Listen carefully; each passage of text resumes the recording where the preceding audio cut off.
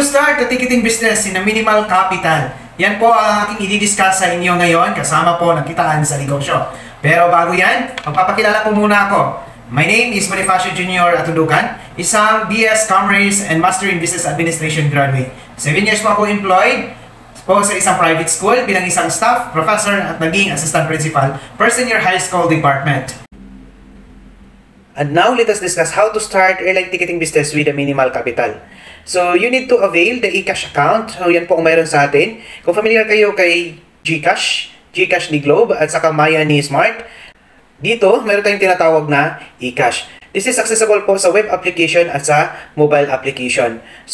Once na ma-avail po natin yung ating eCash, magkakaroon na po tayo ng ticketing business or access to book tickets with 406 airlines po. So, pag-uusapan po muna natin kung paano tayo kikita kasi kung ang capital ay madali lang pong gawa ng paraan yan. So, this time, pag-uusapan po muna natin paano natin babawiin yung ating capital.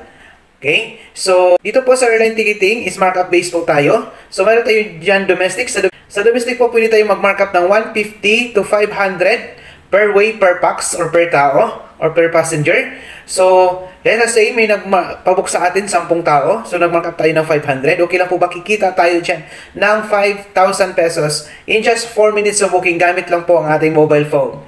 Okay? What if round trip yung kinuha sa atin? So, 5,000 times 2 way, pwede tayong kita dyan ng 10,000 pesos in just 4 minutes of booking. So, napakagandang kitaan po. Tama? At good news dyan, mayroon pa tayong international. Sa international naman po, pwede po tayo dyan markup na 700 to 1,000 pesos per way per pax. Okay, kagandahan dito po sa ating system ay hindi po nakikita ng client kung magkano yung markup natin. Kaya po pwede po natin siya lang sagarin. Okay? So ngayon, what if kung may nagpabook rin sa atin 10 tao sa international? 10, tapos sinagad natin ang markup na 1,000, okay lang po ba? May 10,000 ka na income in just 4 minutes of booking. And good news dyan, what if round trip ang kinuha? Kasi normal, pag international, bawal po ang hindi balikan, lalo na pag magtutour lang. So dahil magtutour lang sila, balikan ang kinuha. Good news, 10,000 times 2 way, kikita tayo ng tumataginting na 20,000 in just 4 minutes of booking. So good news dito, hindi lang po airline ticketing ang magkakaroon po tayo kasi mayroon din po tayong shipping. Pwede din po tayo mag-book ng local shipping natin kung ayaw nila ng aeroplano. Okay? So ito po yung sample ng ating booking transaction. Diyan po nag-book po ang ating business partner na 23 packs in 1 day. So 23 packs times natin sa 500 na markup. Kumita po siya dyan ng 11,500. So di ba, not bad. Kahit abutin pa tayo dyan ng isang araw na kakabook, okay lang po. May 11,500 naman po yung income. Tama? So what if kung round trip po yung kinuha? So sa round trip times natin sa 2 way yung 11,500, pwede tayong kumita dyan ng 23,000. Tama? Okay, so ayan po ang potential income natin at what if kung ikaw po yan? So di ba, napakagandang income po. So good news, so din tayong international, sample natin ng mga na-book na tickets. Okay, so once booked and ticketed, pwede na po natin ma-download yung itinerary. Okay, sa itinerary natin ngayon, ayan po yung sample po natin sa ating international.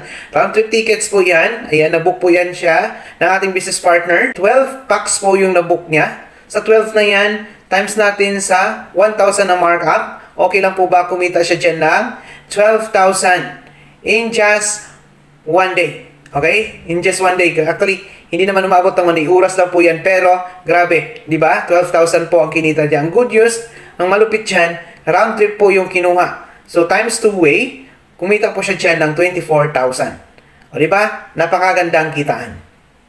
Good news po, kasi dito po hindi lang po ticketing business sa magkakaroon po tayo. Okay? Magkakaroon pa tayo ng travel and tours business na which is we can book tour packages locally and international. Okay, so dito po, pwede tayo magkaroon ng commission. Okay, kikita tayo dito sa commission. And of course, pwede rin po tayo mag-markup. So kahit hindi tayo mag-markup, may income na po talaga tayo sa ating tour packages kapag nag-avail po natin ang ating eCash account. Okay? Ang good news dyan, mayroon pang isang negosyo na pwede po natin gawin pang personal. And for convenience purposes, yan po yung ating remittance na which is partner po natin dyan sa Cebuana, si GCash at marami pa pong iba. Okay? At halos lahat po ng bangko dito sa Pinas ay partner din po natin. Kung gusto niyo po ma-maximize sa paggamit ng remittance, okay, I suggest na avail po natin yung ating payment center package. Okay? May iba din pong presentation doon. So, kasi dito po, home-based package po itong pinipresent natin ngayon. Dito po is for personal use lamang po ang ating remittance dito. Next, mayroon po tayong e-loading. Sa e-loading po natin, dito po sa all networks na po siya sa Pinas. Kasama na po dyan si Globe, si Smart, at the same time si Signal nandyan din po. Okay? So sa game cards meron din po tayo. And of course, sa international po pwede din po tayo mag-load ng Singapore load. Singapore, Qatar, Hong Kong na load pwede po natin ma-load yan. So ganyan po kaganda ang ating e-loading business. Okay? So next, magkakaroon pa tayo ng bills payment. Sa bills payment po natin, partner po natin dyan si Bayad Center. At kung ano pong mayroon sa Bayad Center, mayroon din po sa atin. Ayan, kasi partner po natin siya. And of course, siyempre, meron din tayo ditong e-insurance. Sa e-insurance po natin, markup based din po tayo dito. And partner natin dito si Malayan Insurance, FPG, at saka si MaxiCare. And nandyan din po si CTPL. So sa Malayan po tayo, dito po, policy claims po natin dito is 110,000. Okay, ang halaga po niyang policy price is 80 pesos. Okay, ang selling price is 300 to 500 pesos po yan. At meron din po tayong CTPL. At ang lupit yan, meron pa tayong online shopping business. So automatic yan, once you avail the eCash, magkakaroon ka na din ng online shopping na access. Okay, na hindi mo na kailangan lumabas ng bahay para makapambili or hindi mo na kailangan maglabas ng bahay para mamalingke. Pwede na ito sa ating Android phone. So once you avail the eCash account, automatic po yan, you will become a distributor ng cosmetics products po natin under F. Marie & Co. with 25% discount or lifetime discount in all items. At magiging distributor din po tayo ng wellness products po natin with 30% discount lifetime in all items. And that po ay, yan po sila ay available po sa ating online shop at nationwide distribution. At ito once na-avail po natin ang ating e-cash, ayan, automatically po, magiging wholesaler po tayo ng ating frozen products with 30% discount in all items. Available po yan sa ating online shop in a limited area distribution. At pwede na rin po tayo, magiging dealer na rin po tayo ng ating bigas, okay, ng ating bigasan, na which is available po yan sa online, pwede natin i-order online, okay, in a limited area distribution din po. So yan po lahat ang magkakaroon po kayo na negosyo. Gamit lang po ang ating mobile phone at ang lupit yan for only 18,998. Sa negosyong pag-uusapan, napakaliit po niya ng 18,998. Pero dito, one-stop shop business na po ang magkakaroon kayo. Nasa cellphone lang po natin. Ayan. Ang 18,998 po natin, one-time payment, lifetime business, no quota, no cash ban, no renewal, no expiration, no maintaining balance required, at ang malupit, pwede po nating ipamana sa mahal sa buhay. Pero hindi pa tayo dyan nagtatapos kasi once na nag-franchise po tayo, ayan, ng 18,998 package natin, mayroon pong pa-promo or previous po ang company na pwede po tayong mag-receive ng products ng F. Marie Wellness products or ng frozen products po natin. Depende po yan sa availability ng products at sa decision po ng management. Nasa 10,000 to 20,000 din po ang pwede natin makuha. At saka mayroon din po tayo dyan na free insurance under Malayan Insurance with 110,000 accident insurance valid for 1 year.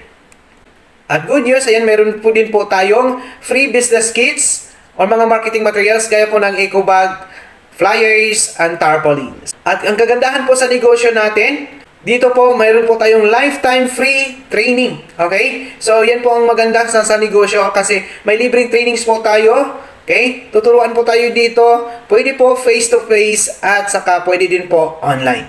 But wait, there's more. Ayan po, wag po tayong munang umalis kasi mayroon pa po kami akong ipipresent sa inyo.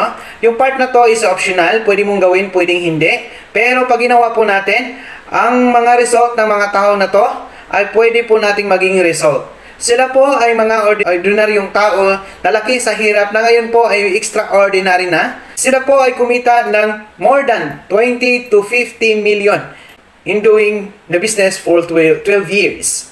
Paano ba nila kinita yon? Okay, so mayroon tayong dito tinatawag na finder's fee. Okay, sa finder's fee po natin, dito po kailangan lang po natin i-share yung negosyo. Again, sasabihin ko po sa inyo, this is optional. Pwede nyo gawin, pwedeng hindi. Kung ayaw yung gawin, we respect. Pero pag ginawa po natin, dito po pwede tayong kumita ng 14,000 po in every 5 referral po na mayroon tayo na nag-avail po ng ating 18,998 package. Okay? So, kasi, diba, kung sa labas, once na nagbenta tayo, like for example sa real estate, once na nagbenta po tayo, normally mayroon po tayong commission. So dito po sa atin po, pag share po natin yung negosyo, kasi hindi po ina-advertise yung ating business sa TV or sa radio, okay? So good news, ayan, imbis na ibayad doon, ibabayad po nila ng company sa atin na. So every 5 referral po na nag-avail, pwede po tayong kumita dyan ng up to 14,000 na commission. Okay? So, good news, mayroon din po tayo dito residual income sa ating products and services. So, other term namin dyan is passive income or early pension. So, paano ba yan? Okay? Paano tayo kikita dito sa na-residual income? So, ikaw yan, share natin yung negosyo po natin sa Luzon, Visayas, Mindanao nating mga friends. And of course, kahit nang mabot pa tayo sa ibang bansa, lalo na sa mga OFW. So, magkakaroon po yan sila ng mga sarili nilang system. So, di ba? Once na nag-book po sila ng ticket na domestic po, pwede tayong kumita dyan ng 10 pesos po per way per pax po yan. Okay? And bawat booking nila, mayroon tayo dyan tag 10 pesos. And of course, paano kung international lang na-book nila? Mayroon ka dyan 25 pesos po. Bawat booking po nila ng international per way per pax din po yan. Sa bawat transact po nila ng remittance, pwede tayong kikita nila ng up to 1 peso. At sa bawat transact po nila ng insurance, mayroon tayong 1 peso. Sa bawat transact po nila ng bills, pwede tayong kumita dyan ng 50 centavos. Okay? So, ang good news dyan, sa bawat transact or bili nila ng ating rice or frozen products, mayroon din po tayo dyan piso. So, di ba? What if, sample na lang po natin, may 100 domestic tickets po na nag-book under sa atin sa isang araw. So, sila ang nag-book, times natin sa 10 pesos, di ba? Okay, 100 times 10 pesos, kikita tayo dyan ng 1,000 pesos, wala tayong ginagawa. Di ba? Napakagandang kitaan, wala tayong ginagawa. Nasa bahay o nag-ano man yung ginagawa natin dyan, sila po ang nagtatransact kahit natutulog tayo. Sila po ang nagtatransact pero mayroon tayong income, di ba? So magandang kitaan po ng ating negosyo. So at this time, mayroon din po tayong tinatawag dito na inheritance income. Ano yung inheritance income? So sa atin po, by the way, kung tayo po empleyado, kung tayo po ay mayroong kurso, may diploma, okay, yung diploma po natin, hindi po natin na ipapamana yan. Okay? At traditional business, kung mayroon tayong traditional business, medyo mahirap din pong ipamana. Pero dito po sa atin, yung negosyo po natin, ayan, username at saka password lamang po, pwede po natin siyang ipamana sa kanila, pwede pong ipasa natin sa ating asawa, sa anak na lalaki o sa anak na babae. Okay? So, username at saka password lamang po ang ibibigay natin sa kanila at kung magkano po ang kinikita po ng ating account, yun din po ang kikitain nila. Okay? So, malupit yan, hindi lang dyan nagtatapos ang kitaan. Meron po tayo dito tinatawag na SMB. Ano yung SMB? Ang SMB po, yes, tinatawag nating sales match bonus. Okay, sa sales match bonus, paano tayo kikita? So, ayan, ikaw yan. Ayan, kailangan na po natin dito magkaroon ka ng left and right. So, once na-detect po ng system na mayroong pumasok or may nag-franchise, di ba? Mayroon tayong mag-share natin yung negosyo. So, yung mga tao yung kanina, ilalagay po natin sa ating left and right. Okay? So, once na pumasok po yan sila, na-detect na system na mayroon po pumasok sa left at sa right, mayroon po tayong tinatawag na pairing or match bonus. Okay? Na magkano? 1.5. Okay? So, once na may pumasok, isa sa left, isa sa right, isa sa left, isa sa right, 1.5, isa sa left, isa sa right, 1.5, isa sa left, isa sa right, 1.5, 1.5, 1.5, 1.5, 1.5 po yan. Okay? So, since legal po tayo, register po tayo ng SEC para hindi po tayo malugi. So, nag-set po ng safety net ang SEC para tuloy-tuloy po yung business natin. Up to 36 pairs lang po tayo per day. Okay? So, what if in 3 to 5 years from now, hindi siya magic, 3 to 5 years from now, nag-umpisa lang po yan sa 2 pero dumami po siya. After 3 to 5 years na na-sustain natin siya, 36 pairs per day. So, 36 pairs times 1.5, that is 54,000 po per day. So, i-times natin sa 30 days. What if na-sustain natin siya within 30 days? Okay lang po ba kikita tayo dyan? Potential income per month na 1.6 million. O, di ba? Malaking kitaan. So, dyan po, yan po ay isa sa dahilan kung bakit nagkaroon po tayo ng mga tao naging Hall of Famer. Yung mga pinakita ko sa inyo kanina, kung bakit po sila kumita ng more than 20 million to 50 million in 12 years doing the business. So, walang imposible po pag naniniwala po tayo dito. Dito po hindi po kayo mag-isa. Magtutulungan po tayo dito. Tulungan nyo lang po kami na matulungan kayo. Okay? So, again, yung optional part po natin, hindi po kayo mag-isa dyan gagawa, pagtutulungan po tayo dito.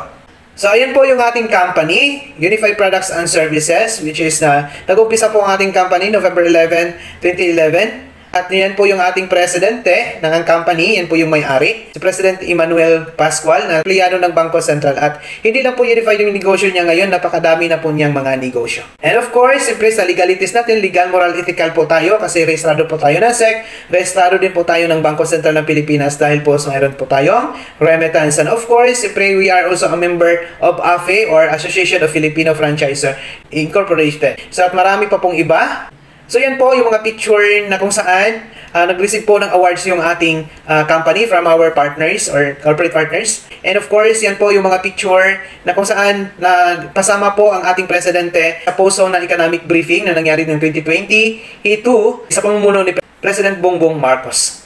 Kung bago po kayo sa aking channel, please don't forget to click subscribe and click na din po natin ang bell button para ma-notify po tayo sa mga video pa na i-upload natin. And para po sa mga gustong mag-start ng ating ticketing business, please contact me sa aking messenger. Nakapin po sa comment box po ang aking link ng aking FB accounts. Yun po sa aking messenger, doon po tayo mag-uusap para i-guide ko po kayo kung ano po ang mga next na gagawin natin.